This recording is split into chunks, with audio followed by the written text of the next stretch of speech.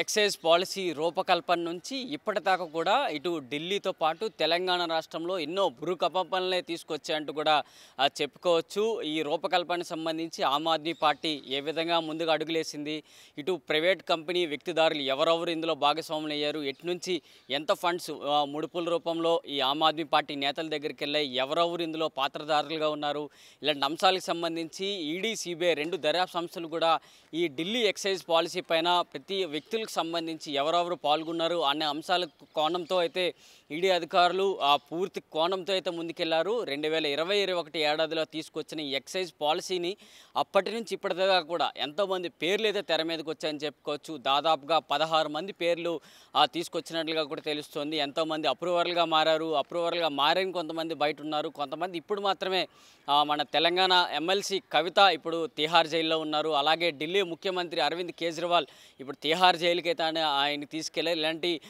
నాటకీయ పరిణామాలన్నీ కూడా ఢిల్లీ మద్యం పాలసీలో ఉన్నాయని చెప్పుకోవచ్చు.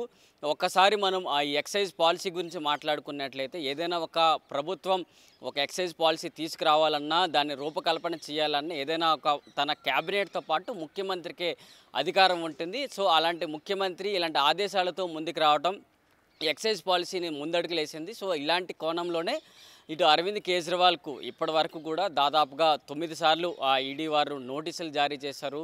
అన్ని సందర్భాల్లో కూడా అరవింద్ కేజ్రీవాల్ను తప్పించుకుంటూ కూడా నడిచిన పరిస్థితి.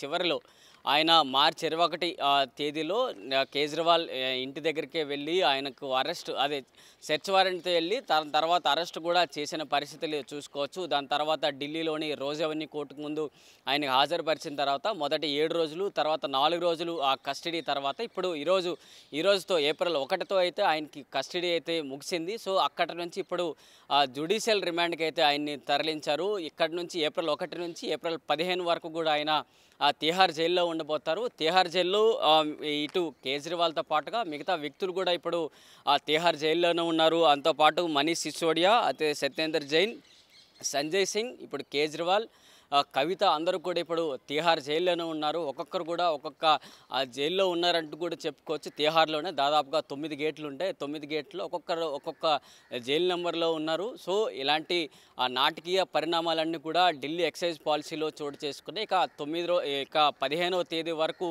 అరవింద్ కేజ్రీవాల్ ఢిల్లీ జ్యుడిషియల్ రిమాండ్లో ఉంటున్నారు. కాబట్టి ఆయనకి సంబంధించి కూడా కొన్ని ప్రత్యేకమైన దినచర్యకు సంబంధించి ఆయనకి కొన్ని వెసులుబాట్లు కూడా ఏర్పాటు చేశారు. తన ఉంటున్న జైల్లోకి సంబంధించి కొన్ని న్యూస్ ఛానల్తో పాటు కొన్ని వినోదకరమైన ఛానల్స్ చూసేందుకు టీవీలు ఏర్పాటు చేయబోతున్నారు. అందులో టీవీలు కూడా చూసే అవకాశాలు కనిపిస్తాయి.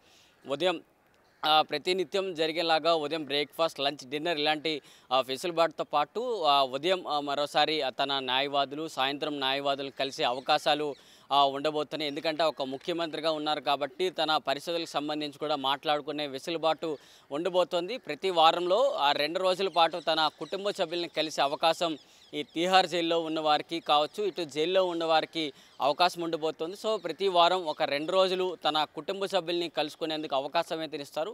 కానీ కుటుంబ సభ్యులతో కలవాలంటే ముందుగా ఏదైతే ఈ పోలీస్ అధికారుల దగ్గర డైరీ ఉంటుందో ఆ డైరీలో కంపల్సరిగా తమ పేర్లు లిస్ట్ అయిన తర్వాత మాత్రమే వారికి ఇటు కలిసే అవకాశాలు అయితే ఇస్తారు. సో ఇదంతా ఏప్రిల్ 15 వరకు అరవింద్ కేజ్రీవాల్ ఇటు తిహార్ జైల్లో జ్యుడిషియల్ రిమాండ్లో ఉండిపోతారు. ఇంతవరకు ఇలాంటి పరిస్థితులు అయితే చూసాం. కానీ ఈరోజు ఢిల్లీలోని రోజ్ అవెన్యూ కోర్టు ముందు ఆయన హాజరుపరిచారు. ఇటు ఈడీకి సంబంధించి అదనపు సొలిసిటర్ జనరల్ ఎస్వి రాజు చాలా మాటలు అయితే చెప్పారు. ఎందుకంటే ఈ 10 రోజుల పాటు కేజ్రీవాల్ ఈడీ అధికారుల కస్టడీలో ఉన్న సమయంలో ఆయన చాలా సంబంధించి ఎవరు కూడా సమాధానాలు చెప్పట్లేదు. ముఖ్యంగా సీఎం విచారణకు సహకరించడం లేదు. మేము అడిగిన ప్రశ్నలకు ఏవి కూడా సమాధానం చెప్పట్లేదు. ఏవైతే ముఖ్యమంత్రి వాడిన మొబైల్ ఫోన్ కావచ్చు, మిగతా డిజిటల్ ప్లాట్ఫామ్ కావచ్చు, ఏవే ఉన్నాయో వాటన్నిటికి సంబంధించి కూడా పాస్వర్డ్లు అనేది ముఖ్యమంత్రి మాకు చెప్పట్లేదంటూ కూడా ఇటు ఎస్వి రాజు అయితే తెలిపారు. ఇలాంటి అన్ని కోణాలతో కూడా న్యాయమూర్తి ముందు చెప్పిన తర్వాత ఇవన్నీ వాదోపవాదాలు జరిగిన తర్వాత ఈడీ కస్టడీ నుంచి జ్యుడిషియల్ రిమాండ్కి అయితే కేజ్రీవాల్ తరలించారు. కేజ్రీవాల్ కూడా ఇటు తిహార్ జైల్లోకి వెళ్లే ముందు అక్కడ కొన్ని కీలక వ్యాఖ్యలు అయితే చేశారని చెప్పుకోవచ్చు. ప్రధాని మోదీ చేస్తున్న ఇలాంటి చర్యలు దేశానికి మంచిది కాదంటూ కూడా ఆయన చెప్తూ జైల్లోకి అయితే వెళ్ళిపోయారు. మరి ఇక్కడ నుంచి 15 రోజుల పాటు అరవింద్ కేజ్రీవాల్ తిహార్ జైల్లో ఉండబోతారు. ఇక్కడ జైల్లో నుంచే ఇటు ఢిల్లీ రాష్ట్రాన్ని పరిపాలించబోతున్నారు. తమ ఢిల్లీ ఆమ్ ఆద్మీ పార్టీ నేతలు కూడా ఇప్పటివరకు చెప్తున్న అంశాలకు సంబంధించి మా ముఖ్యమంత్రిగా అరవింద్ కేజ్రీవాల్ మాత్రమే ఉండబోతారు.